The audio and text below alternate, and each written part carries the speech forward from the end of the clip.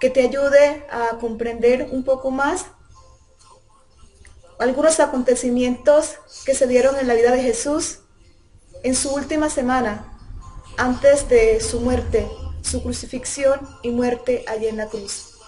Vamos a estar hablando hoy del paso a paso de la última semana de vida de Jesús aquí en la tierra. ¿Qué hizo Jesús en esa última semana? ¿Dónde fue? ¿Dónde estuvo? Y lo que él pudo haber hecho en esa última semana.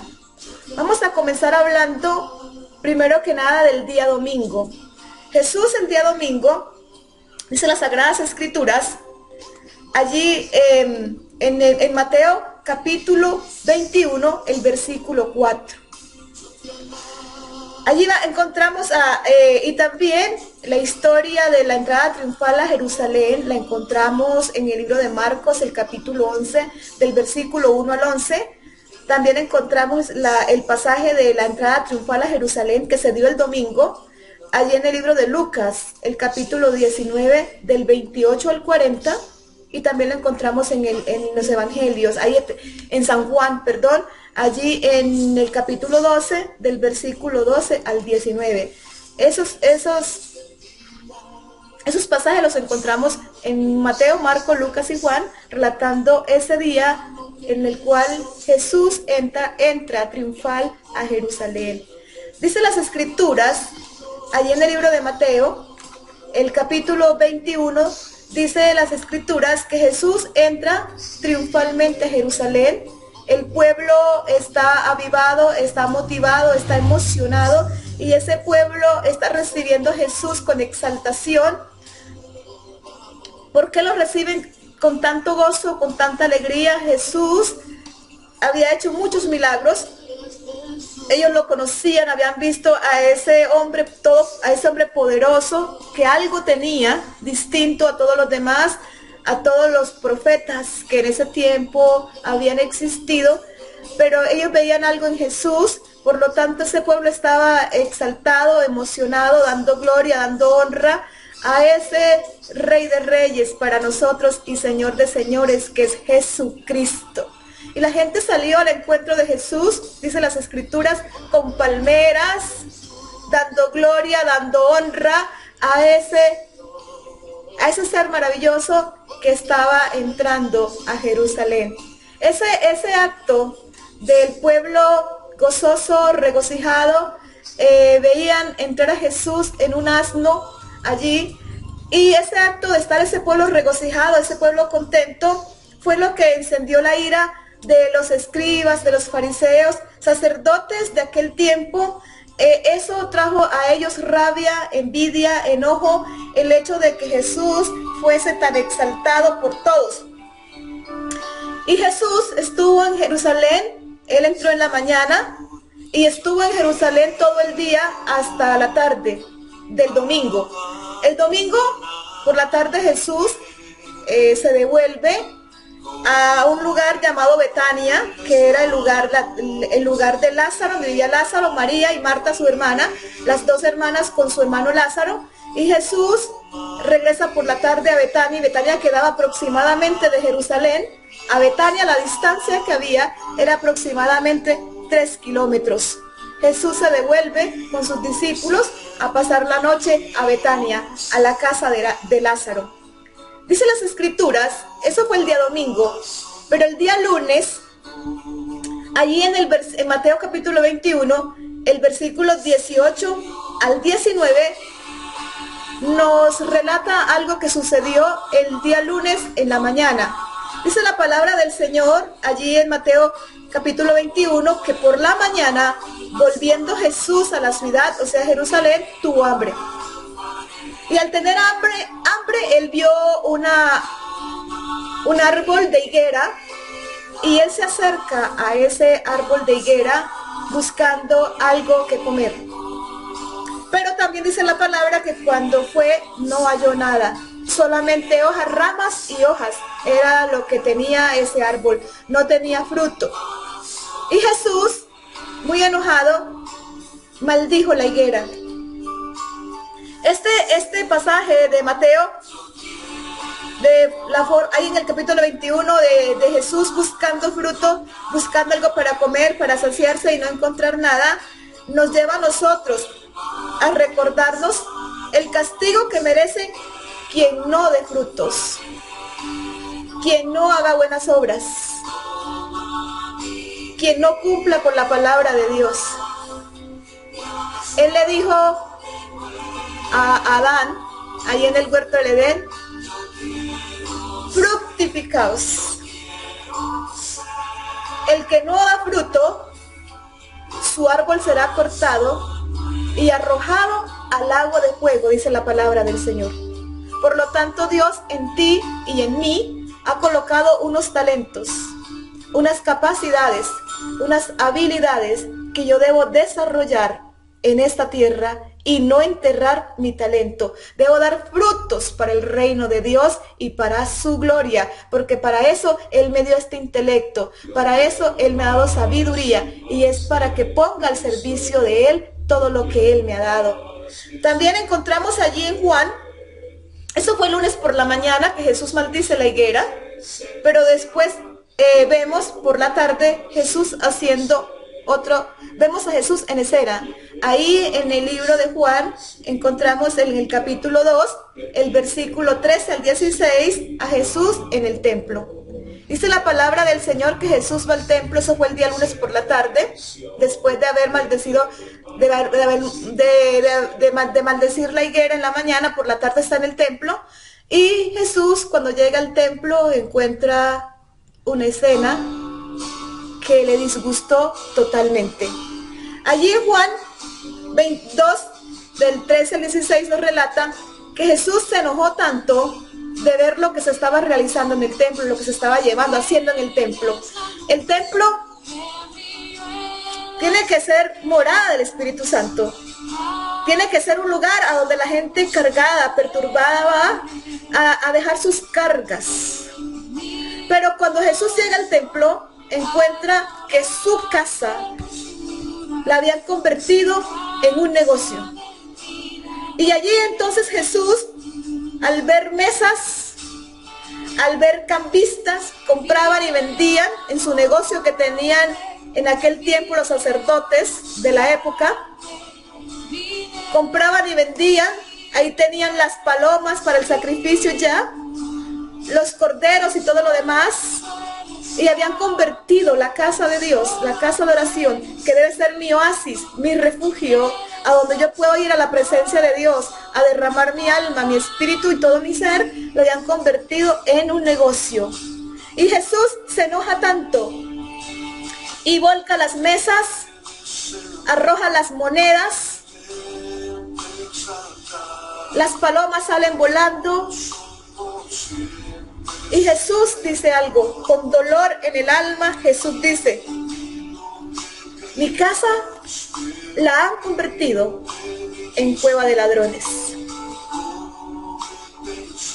Mi casa la han convertido en cueva de ladrones. La casa hoy, en el cual mora el Espíritu Santo y reposa la presencia de Dios, es tu corazón. ¿La has convertido en cueva de ladrones? ¿O la has convertido en un altar para Dios, para presentarte ante su presencia de la manera reverente que Él nos está pidiendo en su palabra?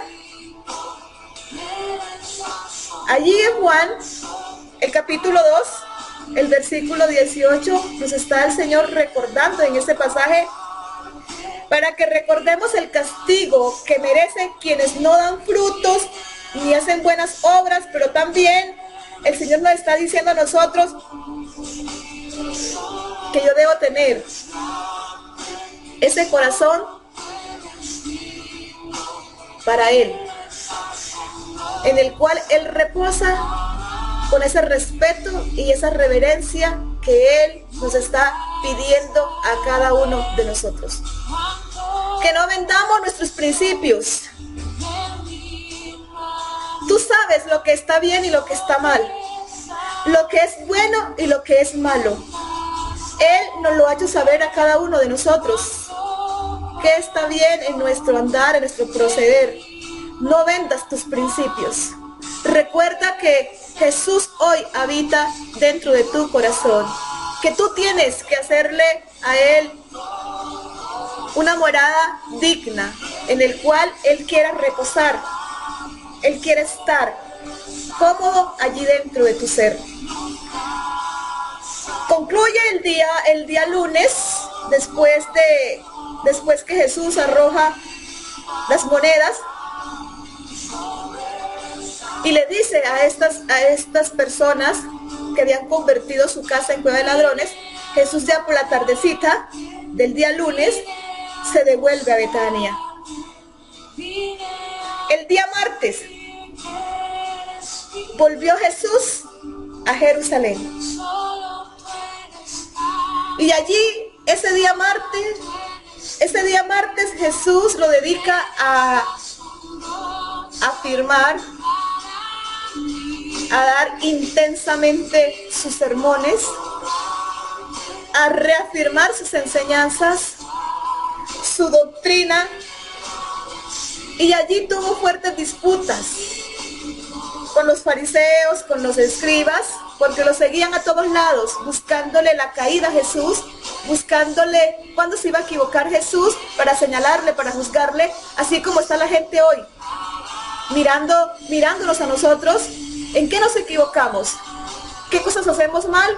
Para enseguida estar el dedo acusador sobre ti diciendo, mírelo, mire lo que decía, lo que hablaba y mire lo que está haciendo ahora. Pues a Jesús también lo perseguían los fariseos, los escribas, y también lo perseguía una clase política de la época. Eran los herodianos, y los herodianos eran unos judíos, un partido político judío adicto a Herodes, seguidor de las políticas de Herodes, y se llamaban los herodianos. Ese día por la tarde, después de verle y de Jesús haber disputado con ellos y haberles dejado claro y haber enfatizado las enseñanzas, les gustara o no les gustaran, ese día por la tarde del día martes, esta gente decide que Jesús debe morir. Se convirtió en una piedra en el zapato. ¿Cuántas personas hoy, cuando ven a alguien que no sigue tus ideologías, tu pensamiento, no les gusta tu forma de pensar y de obrar, y te has convertido tú de pronto en la piedra del zapato para ellos? Porque eres distinto, porque eres diferente, porque expresas tus ideas de una forma diferente. Y debido a ello hay personas que te ven como su enemigo. No ven tus cualidades, sino que ven en ti un problema. ¿Cuántas personas hoy están decidiendo quitarle la vida a una persona? Quitarlo del medio, dicen algunos, por ideologías políticas, religiosas, económicas, por rivalidades que se van generando entre el ser humano y por la no aceptación del uno al otro. Y terminan decidiendo que esa persona no debe existir porque se ha convertido en mi problema y hay que eliminarlo. Igualmente, estos fariseos, estas personas, estos escribas y estos herodianos, que eran unas personas, un partido político, no estaban de acuerdo con Jesús. Por no estar de acuerdo con él, ellos deciden que Jesús debe morir. No porque les haya hecho nada malo, no porque Jesús, simplemente era porque no compartían sus pensamientos y su ideología. El día miércoles, después de este acontecimiento que Jesús estaba enfatizando su palabra y todo del día martes y decide matarlo, él vuelve a Betania, a esa pequeña aldea. El día miércoles Jesús no sube a Jerusalén. El día miércoles Jesús decide quedarse en esa aldea humilde llamada Betania, que tiene mucha simbología bíblicamente. Jesús decide quedarse el día miércoles allí en Betania junto con sus 12 discípulos Lázaro, Marta y María. Allí Jesús está con ellos compartiendo ese espacio de tiempo, y se dice que probablemente Judas se había ido a Jerusalén a comprar un cordero para la fiesta de la Pascua, para celebrar el sacrificio. Y en esa salida que Judas hace a comprar el cordero es cuando decide vender a Jesús por 30 monedas de plata. Jesús allí se estaba preparando. Ese día miércoles estaba descansando de la faena, de todo lo que le ha producido el cansancio desde el día domingo hasta ese día, y ese día decide descansar. Pero el día jueves, en la tarde, Jesús decide ir a Jerusalén. Y dice la palabra del Señor que allí en Jerusalén Jesús se dispone a celebrar la cena de la Pascua. ¿Qué significaba la cena de la Pascua para los judíos? ¿Qué era eso? En Jesús se cumplió toda la ley. Y la palabra del Señor dice allí en el libro de Éxodo, el capítulo 12, cuando tú lo lees, desde el versículo 1 hasta el versículo 28, allí encontramos lo que era la Pascua. El significado que tenía la Pascua para los judíos. Cuando estaba el pueblo de Israel, la nación de Israel cautiva, en esos 430 años que tuvo cautivo la nación de Israel en Egipto, cuando Dios decide tomar a Moisés, empoderarlo, para que fuese ese líder que condujera a su pueblo hacia la tierra prometida. Él era el encargado de conducirlos hacia esa tierra que fluye leche y miel, dice la palabra. Pero hubo unos acontecimientos que se dieron, y es el endurecimiento del corazón del faraón, del rey que estaba en ese tiempo haciendo parte de ese imperio llamado Egipto. Y dentro de todas las cosas que Moisés habla con Faraón junto con su hermano Aarón, a decirle que Dios le decía que dejara ir al pueblo para que le ofreciera sacrificio. A medida que Moisés iba y hablaba con el rey, y Dios hacía proezas, maravillas, milagros sorprendentes a la vista de todo Egipto, de todo su pueblo, de todos los habitantes que habían en ese tiempo, comenzó Dios a hacer milagros, a mandar plagas, piojos, langostas, sapos, sangre, tumores. Y comienza Dios a enviarle plagas y plagas y plagas, porque el corazón del rey Faraón estaba cada vez más endurecido y dispuesto a no soltar, a no dejar ir al pueblo a adorar a su Dios. Entonces, Jesús el día jueves, como estábamos diciendo, entra a Jerusalén y va a celebrar la cena de la Pascua. ¿Qué es la Pascua? Allí, cuando estaba el pueblo de Israel cautivo en Egipto, Dios le dice a Moisés que debía tomar por familia un becerro de un año sin defecto. Sin defecto. Y tenía que ser sacrificado ese cordero, ese carnero. Que las familias que fuesen más pequeñitas, más pobres, no tenían con qué comprar el carnero, el cordero para sacrificarlo, se unieran con su vecino inmediato para que lo hicieran también ellos y también participaran. Que la sangre de ese animal tenían que tomarla y colocarla entre los dos postes, y el dintel de la puerta tenían también que le colocaban sangre a esos dos postes, pero también tenían que colocarle sangre al dintel de la puerta. Le dice Dios en las instrucciones que le está dando él a Moisés, le está diciendo que esa carne para comerla tenía que ser asada al fuego, no podía ser cocida con agua, tenía que ser asada al fuego. Que tenía que comerla con pan. Los panes no tenían que llevar levadura, eran panes sin levadura. Pero también en las instrucciones que Dios le dice allí a Moisés, también le dice que se deben comer con hierbas amargas. Que lo que sobrara de la comida tenían que llevarla al fuego, tenían que quemarla. Y le dice también Dios a Moisés que tenía que comerse esa comida, esa carne asada, calzados sus pies,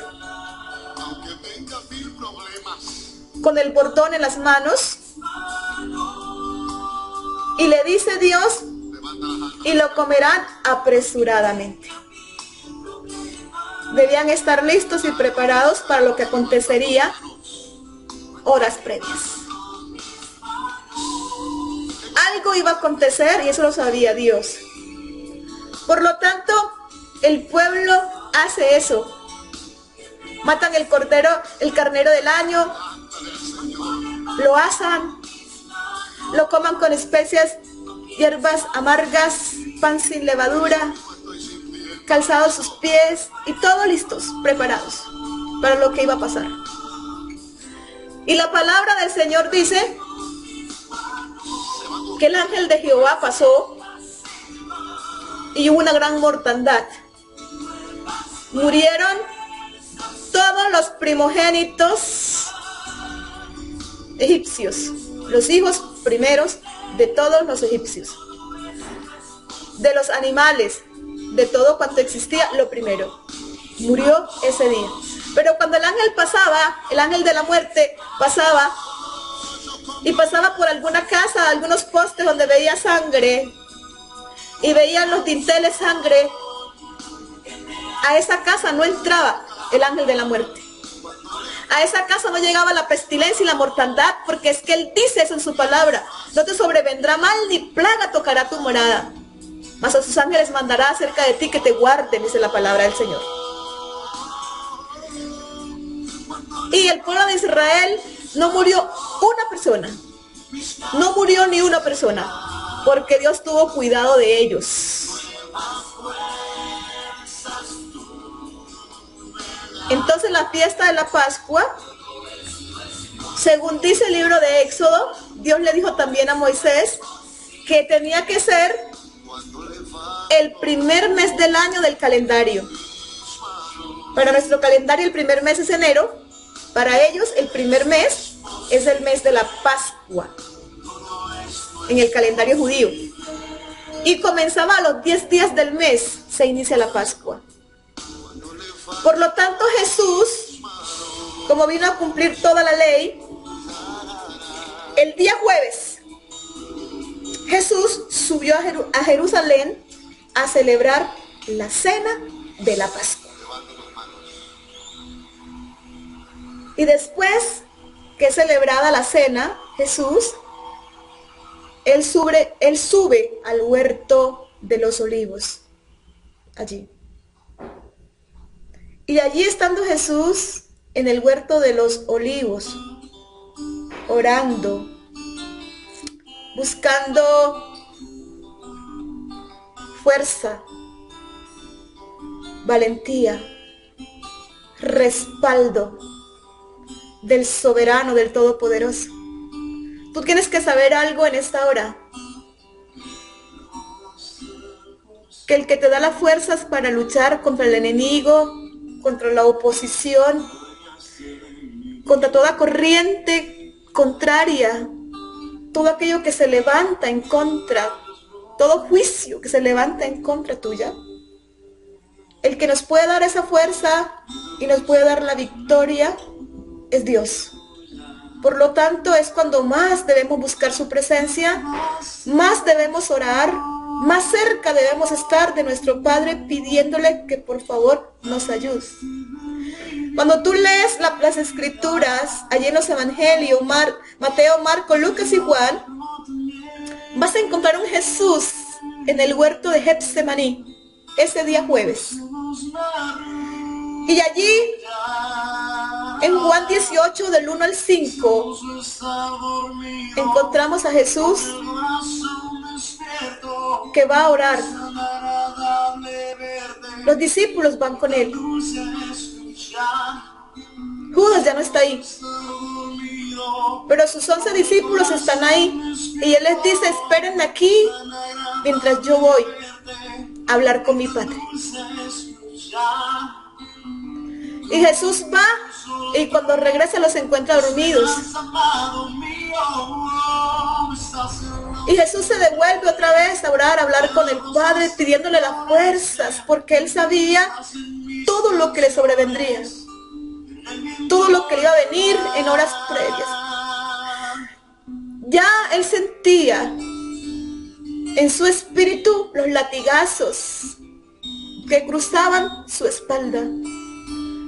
Y la palabra dice claramente que Jesús allí en el huerto de Getsemaní temblaba todo su cuerpo. Su cuerpo se estremecía. Jesús comienza a transpirar, sintiendo ya los azotes, los dardos del enemigo caer sobre su cuerpo. La palabra dice que era tanto el estado que estaba Jesús de estrés, luchando la carne con el espíritu, sintiendo en el espíritu todo lo que le iba a acontecer, y en esa lucha interna Jesús transpiraba. Y dice la palabra que al transpirar no salía sudor por sus poros. Lo que salía por los poros de Jesús eran como gotas de sangre. El grado de estrés que estaba manejando Jesús era impresionante. Y estando Jesús ahí, en esa angustia, luchando en el espíritu, él le dice al Padre algo lindo: si es preciso, pase de mí esta copa. No sea como yo, sino como tú lo has destinado. Yo no sé por qué dificultad estás pasando tú ahora. ¿Qué te perturba? ¿Qué te hace estremecer de miedo, de pánico, de terror? Pero Jesús lo que le dijo al Padre fue: si es preciso, pase de mí esta copa. No se haga mi voluntad, no se haga mi querer. Porque tal vez la voluntad humana es: no mueras, vete, huye, escapa por tu vida. Pero que no se haga mi voluntad, sino la tuya, como está dispuesto, como está predeterminado, como ya está escrito. Porque tú cuando lees las escrituras, tú vas a encontrar allí, en el libro de Isaías, tú vas a leer en el capítulo 63, en el versículo 3 al 5, y allí vas a encontrar, y hay infinidad de profecías que nos hablaban de que Jesús tendría que venir y morir por nosotros en la cruz. Y allí en Isaías, el versículo 3 dice: he pisado sobre el lagar, y de los de mi pueblo nadie había conmigo. Jesús estaba solo, ese momento, ese instante en el Getsemaní, hablando con el Padre, comentándole que le ayudara y lo fortaleciera para lo que iba a acontecer. Y en ese momento, cuando está Jesús allí orando y todo, es cuando llega Judas con los soldados romanos a entregar a Jesús, y lo entrega con un beso, haciendo distinción entre los discípulos y Jesús. El beso era el distintivo para que no se equivocaran y tomaran a otra persona. La forma de que ustedes sepan quién es Jesús es cuando yo lo bese. Y Jesús les dice, como si viniesen a capturar un ladrón, vienen con palos, vienen con piedras, vienen con todo. Aquí estoy. Como cordero, dice la palabra, fue llevado al matadero. No opuso resistencia. Y Jesús el día jueves En la noche, en la madrugada, es llevado, es capturado. El día viernes, en la mañana, todo el día, Jesús fue llevado de un lugar a otro, de una autoridad a otra. Jesús fue llevado ante Herodes, Jesús fue llevado ante Pilato, de un lado a otro lo tenían como bola de ping-pong. Jesús el día viernes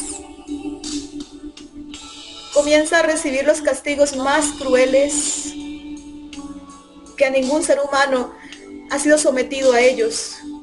Jesús comienza a ser azotado, abofeteado, escupido, burlado, acusado injustamente.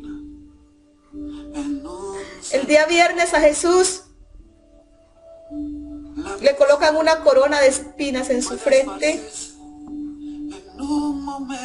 Jesús es condenado a muerte, dice San Juan, capítulo 19, el versículo 2.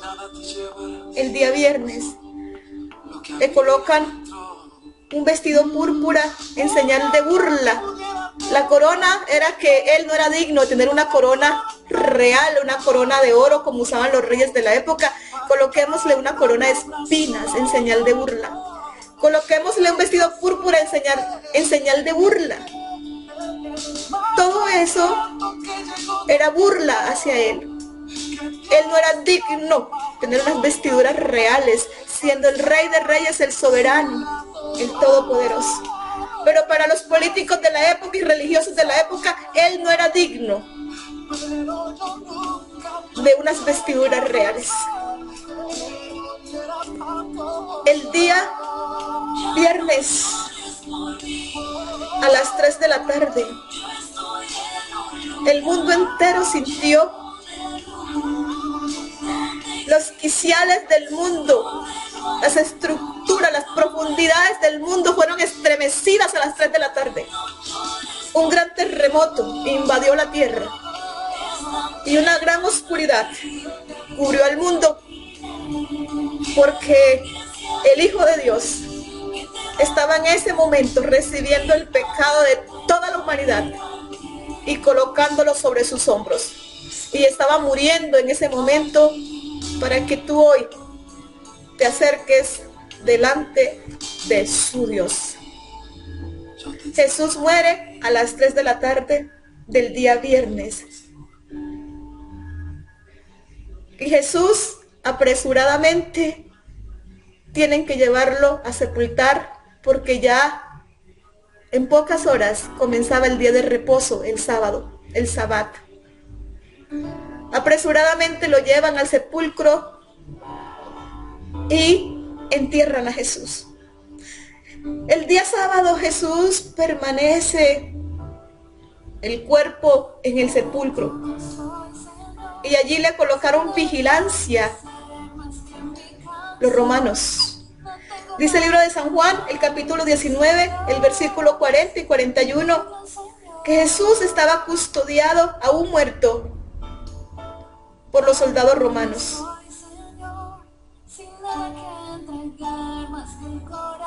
El día domingo en la mañana,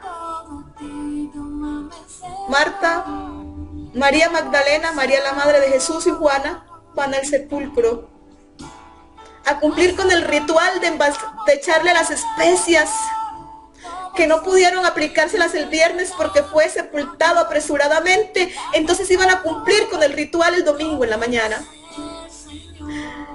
Y bien temprano en la mañana, 6 de la mañana, ellas llegan al sepulcro. La piedra que le habían colocado a Jesús en la parte que cubriera la tumba estaba removida. Y allí estaba un hombre distinto, diferente. Ya no estaban los soldados romanos. Y ellas se dirigen a ese hombre y le dicen: Señor, si lo has llevado, si lo has movido, dinos a dónde lo has puesto para ir y adorarle, ir y colocar las especias ir y embalsamarlo. Y el ángel le dice, ya no está. Dile a Pedro y a todos los demás que Jesús ha resucitado. Era un ángel que estaba allí, dándole las buenas nuevas a estas devotas mujeres, que Jesús había resucitado, que había vencido la muerte, que ahora Él había vencido la muerte para que también en su nombre nosotros seamos triunfadores, vencedores, porque todo lo podemos en Cristo que nos fortalece. Jesús ha resucitado. Y así como Jesús resucitó de la muerte, para decirte a ti que toda potestad le ha sido dada, que Él tiene el control, el dominio de todas las cosas, tú tienes también que decirle a Jesús en esta hora, Jesús, así como tú venciste la muerte, los padecimientos, sufrimientos y todo lo que el enemigo quiso colocar a tu paso para querer destruirte, así como tú pudiste vencerle, ahora yo en tu nombre también venceré, también saldré victoriosa, también, Señor, triunfaré. Si tú triunfaste, yo en tu nombre también voy a triunfar sobre el mal y sobre toda artimaña y astucia del enemigo. Que Dios te bendiga y adelante, que Dios está de tu lado.